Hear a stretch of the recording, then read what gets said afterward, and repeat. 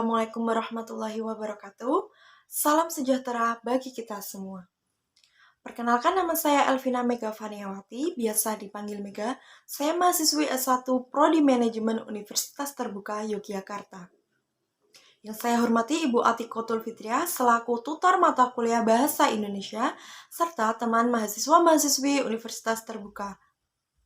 Pertama-tama, marilah kita panjatkan puji syukur kehadirat Allah Subhanahu wa Ta'ala yang telah melimpahkan rahmat, taufik, dan hidayahnya. Tak lupa, sholawat dan salam kita haturkan kepada junjungan kita Nabi Agung Muhammad Sallallahu Alaihi Wasallam.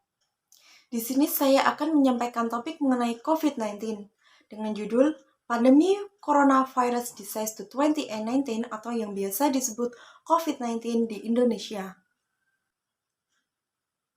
Baiklah, virus corona atau COVID-19 atau Coronavirus Disease 2019 merupakan pandemi yang pertama kali ditemukan di daerah kota Wuhan, Cina pada akhir Desember 2019 lalu.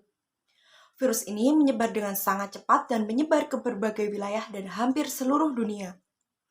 Virus corona sendiri masuk ke Indonesia pada awal bulan Maret 2020 dan hingga kini masih terus menyebar. COVID-19 disebabkan oleh beta coronavirus jenis baru yang cenderung mirip SARS-CoV dan MERS-CoV. Bagaimana sih cara paling umum virus penyebab COVID-19 menular antar manusia? Penularan COVID-19 begitu cepat menular dari satu manusia ke manusia lainnya. Penyakit ini dapat menyebar melalui droplet atau tetesan air dari hidung, mulut, atau bagian lain dari tubuh manusia. Penularannya dapat terjadi pada saat batuk, bersin, atau berbicara. Seseorang juga dapat terinfeksi COVID-19 bila tanpa sengaja menghirup droplet dari penderita. Droplet juga dapat melekat atau jatuh pada benda di sekitarnya, kemudian menularkan penyakit pada orang lain yang menyentuh benda yang sudah terkontaminasi droplet penderita. Bagaimana sih cara mencegah terpaparnya COVID-19? Untuk mencegah agar tidak terpapar COVID-19, yang pertama, selalu jaga jarak aman dari orang lain minimal 1 meter meskipun mereka tidak tampak sakit. Yang kedua, kenakan masker di ruang publik, terutama di dalam ruangan atau jika pembatasan fisik tidak dimungkinkan. Yang ketiga, sebaiknya pilih ruang terbuka dan berventilasi baik. Buka jendela jika berada di dalam ruangan. Yang keempat, cuci tangan Anda secara rutin. Gunakan sabun dan air mengalir dan cairan pembersih tangan berbahan alkohol. Yang kelima, ikuti vaksinasi ketika giliran Anda. Yang keenam, saat batuk atau bersin, tutup mulut dan hidung Anda dengan lengan atau tisu. Yang ketujuh, jangan keluar rumah jika merasa tidak enak badan. Jika demam, batuk, atau kesulitan bernafas, segera cari bantuan medis. Telepon terlebih dahulu agar penyedia layanan kesehatan dapat mengarahkan Anda ke fasilitas kesehatan yang tepat. Tindakan tersebut akan melindungi Anda dan mencegah penyebaran virus serta infeksi lainnya. Apa saja sih dampak COVID-19 terhadap masyarakat di Indonesia? Berikut beberapa contoh dampak virus COVID-19 terhadap kehidupan. Yang pertama, dampak terhadap masyarakat. Awal mula kasus COVID-19 di Indonesia membuat banyak warga takut sekaligus was-was karena virus ini sangat menular. Dampaknya terhadap masyarakat seperti pembatasan sosial yang dilakukan oleh pemerintah ketika keluar rumah harus selalu memakai masker, menjaga jarak 1 meter, dan juga sering mencuci tangan menggunakan sabun selama 20 detik.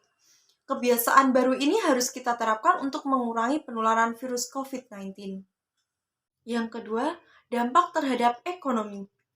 Keuntungan yang diperoleh oleh pelaku usaha mengalami penurunan akibat wabah COVID-19, baik dari sektor pariwisata maupun sektor penerbangan, sepi penumpang akibat kebijakan social distancing.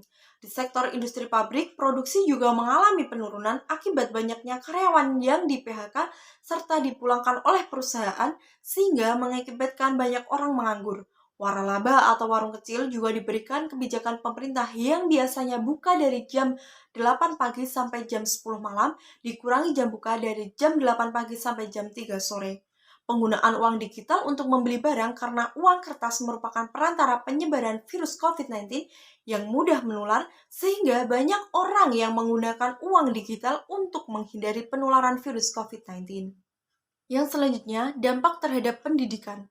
Ketika wabah COVID-19 menyerang Indonesia, Kementerian Pendidikan dan Kebudayaan atau Kemendikbud menyatakan bahwa sekolah atau bidang pendidikan lainnya menyelenggarakan sistem pembelajaran jarak jauh atau online atau yang kini biasa disebut School from Home atau SFH. Melalui sistem ini, semua materi dan tugas dibagikan secara online. Hampir semua sekolah dan universitas tutup sementara agar kegiatan belajar langsung atau tatap muka tidak memperburuk penyebaran COVID-19. Yang selanjutnya, dampak terhadap pekerjaan. Tidak hanya sekolah yang dilakukan secara online, namun di tempat kerja sistem work from home atau WFH juga diterapkan. Hal ini berdampak pada orang yang bekerja di area perkantoran.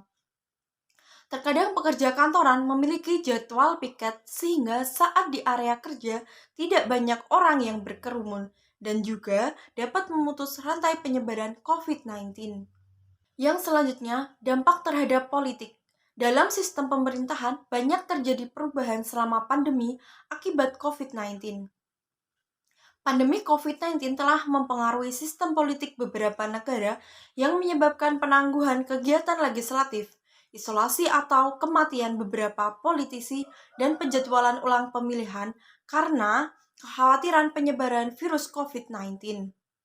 Di Indonesia, pemilu 2020 yang rencananya digelar pada 23 September ditunda sehingga Komisi Pemilihan Umum atau KPU mengajukan penundaan dan bakal digelar pada 9 Desember. Usulan itu kemudian disetujui Dewan Perwakilan Rakyat atau DPR dan kemudian ditandatangani oleh Presiden Joko Widodo pada 5 Mei. Berikut berita terbaru mengenai kasus COVID-19 di Indonesia, yaitu terkonfirmasi COVID-19 sebanyak 5.030.002 orang positif, 4.414.306 sembuh, dan 145.828 orang meninggal dunia. Data ini berdasarkan laman web COVID per 4 November 2022. Dan pemerintah telah berupaya untuk melakukan vaksinasi COVID kepada seluruh masyarakat Indonesia agar tidak banyak korban yang meninggal akibat virus corona ini. Dalam pandemi ini, ingatlah setiap kita memiliki peran penting bersama-sama, kita bisa melindungi diri dan melindungi sesama dengan berpegang pada protokol kesehatan, serta mengingatkan kita akan bahaya virus ini. Meski ada pandemi, hal positif tetap bisa kita lakukan di rumah. Harapannya semoga virus COVID-19 tidak terulang kembali. Bagaimana? Apakah kalian sudah mengetahui beberapa fakta menarik tentang seputar virus corona yang marak pada tahun kemarin? Buat yang sudah nonton dari awal, boleh dong like, share, dan subscribe channel saya. Teman-teman juga boleh untuk menanggapi berkaitan topik yang saya sampaikan ataupun saling menanggapi diskusi tentang COVID-19. Semoga video penjelasan ini bermanfaat untuk teman-teman. Akhir kata, wassalamualaikum warahmatullahi wabarakatuh.